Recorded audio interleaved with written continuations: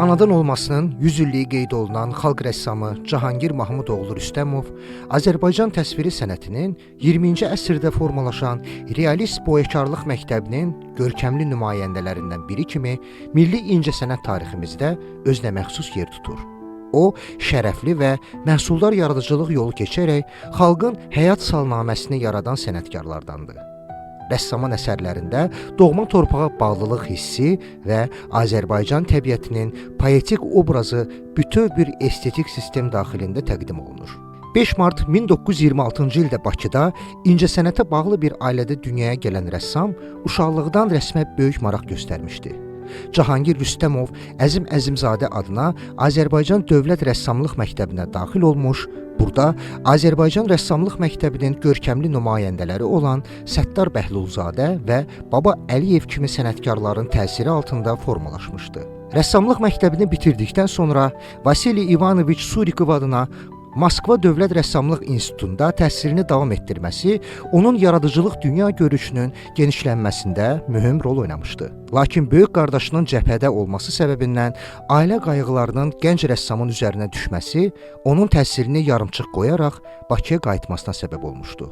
Buna baxmayaraq, o, yaradıcılıq fəaliyyətinə davam etdirərək müharibədən sonraki illərdə Azərbaycan təsviri sənətində fəal iştirak etməyə başlamışdı. Artıq müharibədən sonraki dövrə aid 1946-cı ildə Qəhrəmanın qarşılanması, 1948-ci ildə Axırıncı Alman, 1949-cu ildə Gəncədə Nizami Gəncəvinin heykəlinin açılışı, 1949-cu ildə Pambıq yığımı, 1949-cu ildə Neftçi Yusif Ağayevin portreti kimi erkən əsərlərində rəssamın formalaşmaqda olan fərdi üslubunun əsas cizgiləri aydın şəkildə hiss olunur. Bu əsərlərdə kompozisiyanın yığcam quruluşu, süjetin ideya yönümü və obrazların psixoloji ifadəliliyi onun gələcək yaradıcılıq istiqamətini müəyyənləşdirən mühüm əlamətlər kimi çıxış edir. Rəssamın yaradıcılığının aparıcı istiqamətlərindən biri kənd zəhmətkeşlərinin həyat və məişətinin bədii təsviridir. O, Azərbaycanın müxtəlif bölgələrinə etdiyi yaradıcı səfərlər zamanı topladığı zəngin müşahidə materiallarını çoxsaylı etüdlərdə ümumiləşdirərək sonralar silsilə monumental tablolar yaratmışdı. Bu baxımdan Balaca Köməkçi və Çay Becərənlər əsərləri onun yaradıcılığının ən kamil nümunələrindəndir.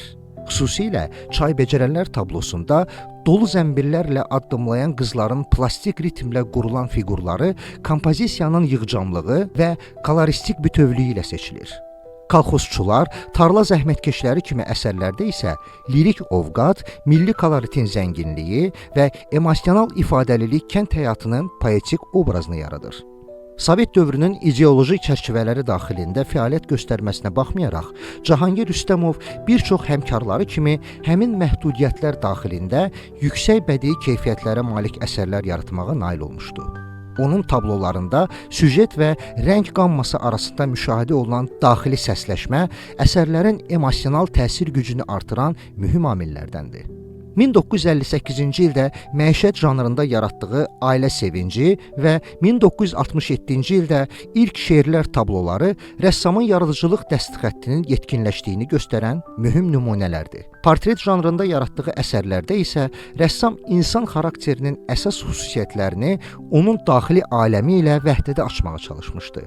Fransa müqavimət hərəkatının tanınmış iştirakçısı Əhmədiyyə Cəbrayılov və dünya çempionu Aydın Məmmədov kimi şəxsiyyətlərin portretlərində rəssam obrazın xarakterini yalnız zahiri oxşarlıqla deyil, psixoloji ifadəlilik vasitəsilə təqdim etməyə nail olmuşdur.